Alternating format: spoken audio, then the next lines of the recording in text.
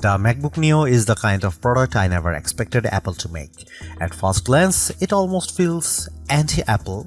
For years, the cheapest MacBooks have usually started at $999 aside from older models like the MacBook Air M1, which sometimes dropped as low as $699 during sales. But the MacBook Neo starts at just $599 for education users. That is a massive $500 less than the new MacBook Air M5. A price hike that should raise a lot of concerns, and honestly it does. But after spending time testing the MacBook Neo, I can say this clearly, it is the most complete laptop I have ever used under $600. It also beats every Windows laptop in its class, and it outclasses most Chromebooks too. For $599 you get a strong aluminum body, a bright and colorful 500 nit display, and a surprisingly fast A18 Pro chip that handles everyday tasks with ease. Web browsing, video playback, casual gaming, and day-to-day productivity all feel smooth.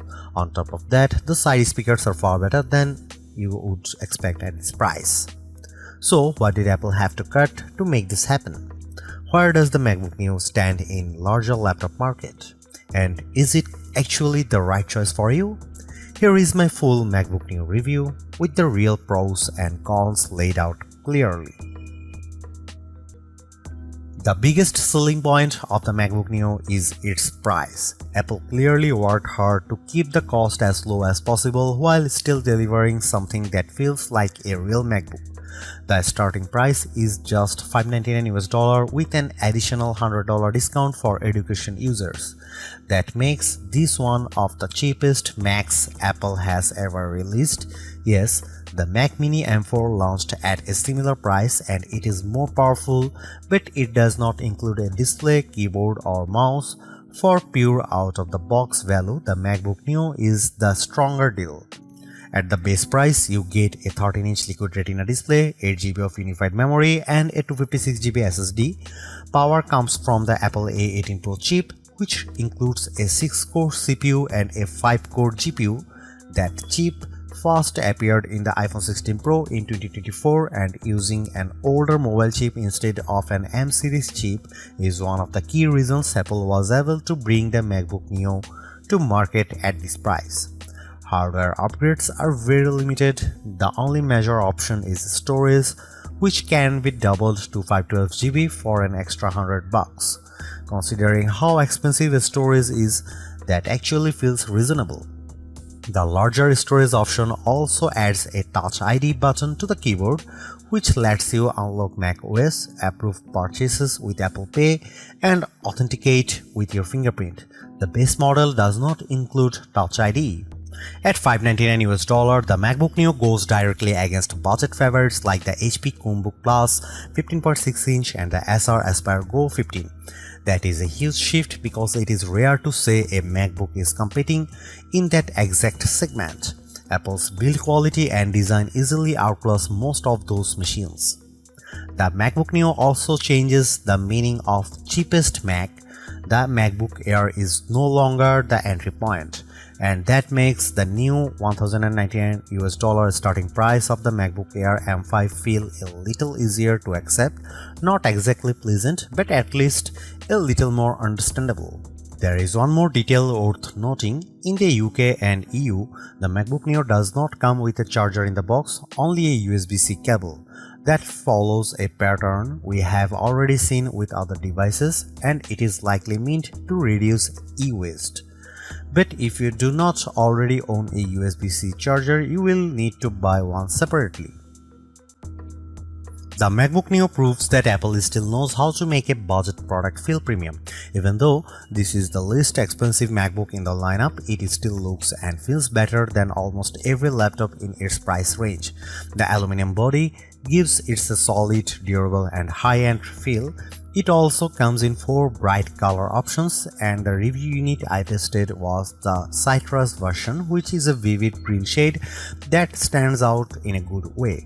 I also saw the color at the launch event. Silver is the classic Mac look, blush is a soft pink tone, and indigo is a deep blue. These colors feels fun without looking childish. That said, the aluminum build does mean the MacBook Neo is not quite as light as you might expect. At 2.7 pounds or 1.23 kg, it weighs the same as a MacBook Air. That is still portable, but students carrying it around all day may notice the weight. It is also slightly thicker than the Air. Apple has also matched the keyboard color to the laptop's finish, which gives the MacBook Neo a more unified and polished appearance. Apple describes it as a more colorful MacBook, and that is a fair description. One of the main differences between the base model and the higher storage version is Touch ID. If you buy the 512GB version, you get a Touch ID button on the keyboard that makes logging in, authorizing installs, using Apple Pay, and managing passwords much easier. It is a shame that Apple limited this to the more expensive model because biometric security is extremely convenient and is already common in many budget Windows laptops. The base model instead gives you a plain lock button, which is much less useful. The keyboard itself feels comfortable and responsive, just like the Magic keyboards on more expensive Macs, but it misses one major feature: backlighting. On other MacBooks, the keys light up in dark environments, which makes typing much easier in classrooms, libraries, or at night. Without that lighting, the MacBook Neo becomes more difficult to use when the room is dim. That is probably the biggest design compromise Apple made to hit the lower price. It is not a deal breaker, but it is hard to ignore. Along the left side, you get two USB-C ports. These also handle charging. Since there is no MagSafe 3 here, the ports look normal, but they are not equal. The rear port uses USB 3 speeds, which reach up to 10 Gbps. That is fine the most accessories, but it is much slower than the Thunderbolt 4 and Thunderbolt 5 ports on more expensive MacBooks. You can still connect a USB-C monitor and run it at 4K 60Hz, which is good. The second USB-C port is much slower because it uses USB 2 technology. That means speeds of just 60 MB per second, which is really only suitable for low-demand accessories like wired mice or keyboards. This is one of the more awkward cost-cutting decisions Apple made. The two ports look almost identical, but they behave very differently. That could easily confuse people, especially when a flash drive suddenly transfers data much more slowly than expected. Even though I understand why Apple did it, using USB 2 in a 2026 laptop feels hard to justify. Still, the rest of the design avers that kind of disappointment. The aluminum chassis looks premium, the 13-inch screen is a strong choice for portability, and the display itself is one of the best parts of the MacBook Neo. At 2408 by 1506, it is much sharper than the 1080p panels most budget laptops uses. It also gets up to 500 nits of brightness, which is excellent for a laptop in this price bracket. That brightness makes the screen easy to use outdoors or in bright rooms, while the color reproduction is vivid and rich thanks to support for 1 billion colors. For anyone who has used a cheap laptop with a dull, washed-out screen, the MacBook Neo's panel will feel like a major upgrade. It is one of the best budget laptop displays you can buy and maybe the best of all.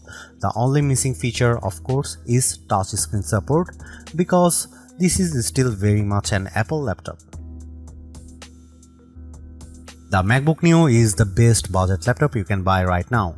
It is true that Neo sits at the upper end of what many people would call budget, but the gap in quality between this and most Windows laptops or Chromebooks at the same price is huge. The design is premium, the display is excellent, the speakers are surprisingly strong, and the performance is more than good enough for day-to-day work. What impresses me most is that Apple did not cripple macOS just to hit a lower price. You still get the full Mac experience along with support for the broader Apple ecosystem. That makes the Neo feel like a real MacBook, not a watered-down version.